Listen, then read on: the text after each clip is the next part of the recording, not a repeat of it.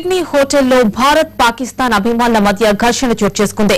నిన్నటి మ్యాచ్ సందర్భంగా సిడ్నీలోని ఓ హోటల్లో ఇరు దేశాల అభిమానులు మ్యాచ్ ను చూస్తున్నారు. అయితే పాకిస్తాన్ ఓడిపోవడంతో ఆ దేశ అభిమానులు ఇండియాను ఉద్దేశించి అభ్యంతరకరమైన వ్యాఖ్యలు చేశారు. దీంతో ఆగ్రహించిన భారత అభిమానులు వారిపై వాగ్వాదానికి దిగారు. ఒకానొక దశలో పాకిస్తాన్ ఫ్యాన్స్ ఇండియన్స్ పై చేయి చేసుకోవడంతో వారిపై అటాక్ చేశారు. ఇరు వర్గాల మధ్య తీవ్రమైన కొట్లాట జరిగింది. సీసీటీవీ ఫుటేజ్ ఆధారంగా గొడవకు కారణమైన వారిని కొనుగొనే పనిలో పడ్డారు పోలీసులు.